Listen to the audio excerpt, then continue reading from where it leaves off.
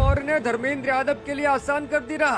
Badaun seat के लिए सपा से नहीं करेंगी दावेदारी। धर्मेंद्र यादव के लिए संसद की राह फिर से हुई आसान, मिलेगा सियासी तपस्या का मीठा फल। खबर पक्की है, सीट फाइनल है। बदायूं की जनता को धर्मेंद्र का साथ पसंद है। देखिए आज की सबसे बड़ी सियासी खबर से क्यों मचा है तहलका। स्वामी प्रसाद के एक ऐलान से डील पक्की हो गई। अगले साल होने वाले लोकसभा चुनाव के लिए यूपी में गहमा गहमी कितनी तेज हो गई है, इसका अंदाजा आपको ये खबर देखने के बाद लग जाएगा। समाजवादी पार्टी में जितनी सक्रियता इस वक्त नजर आ रही है, उतनी तो विधानसभा के चुनावों से पहले भी नहीं दिखाई दी थी।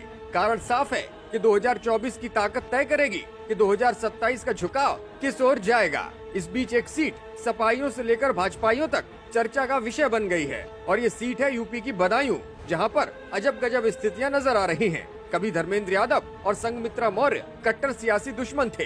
यहाँ तक कि चुनाव हारने के बाद धर्मेंद्र यादव ने संघमित्रा के खिलाफ सुप्रीम कोर्ट तक लड़ाई भी लड़ी थी। लेकिन जब से स्वामी प्रसाद मौर्य ने सपा में एंट्री ली है, तभी से कहानी पूरी तरह से उलट गई है।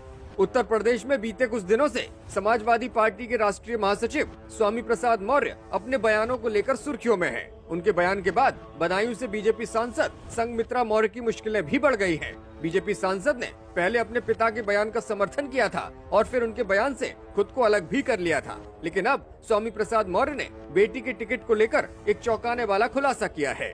न्यूज चैनल एबीपी के शिखर सम्मेलन में बातचीत करते हुए संघमित्रा मौर्य से जुड़े सवाल पर स्वामी ने बड़ा दावा किया। उन्होंने कहा इस समय वो बीजेपी की सांसद हैं, तो उनसे जुड़े सवाल का जवाब भी वह खुद देंगी। मैं इस समय सपा में हूँ और आप सपा के बारे में बात करिए। जब मैं बीजेपी में गया था तो उन्हें टिकट मैंने ही दिलवाया था। वो हारने वाली सीट हमको दी गई थी, लेकिन मैं अकेले दम पर जीता था। ऐसे में अगर इस बार बीजेपी संघमित्रा मौर्य को अपना प्रत्याशी नहीं बनाती है, तो उनके लिए मुश्किलें खड़ी हो जाएंगी। दरअसल बदायूं से पिछली बार सपा के टिकट पर अखिलेश यादव के चचेरे भाई धर्मेंद्र यादव चुनाव लड़े थे। इस बार भी उनके ही चुनाव लड़ने की पूरी संभावना है। धर्मेंद्र यादव के बदायूं से चुनाव लड़ने पर संघमित्रा को बीजेपी के बाद सपा से भी टिकट मिलना मुश्किल हो जाएगा। हालांकि अभी तक इस पर कोई आधिकारिक घोषणा नहीं हुई है। बीते दिनों संघमित्रा मौर्य ने बीजेपी की टिकट पर ही बदायूं से चुनाव लड़ने का दावा ठोका था।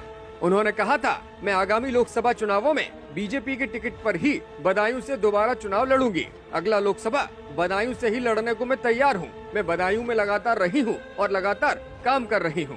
ऐसे में पिता और पुत्री के बयानों को समझें तो साफ संकेत मिलता है कि संघमित्रा मौर्य बीजेपी छोड़ने का कोई प्लान नहीं बना रहे और स्वामी प्रसाद मौर्य सपा की रणनीति के आधार पर ही अब आगे बढ़ना पसंद कर रहे हैं। अखिलेश ने लगातार स्वामी का कद पार्टी में बड़ा किया है। एमएलसी बनाने के साथ साथ उन्हें पार्टी का राष्ट्रीय महासचिव भी बनाया गया है। ऐसे में अब उनके बगावत करने का सवाल खड़ा ही नहीं होता और संघमित्रा खुद भाजपा के टिकट पर ही चुनाव लड़ने का ऐलान कर चुकी है।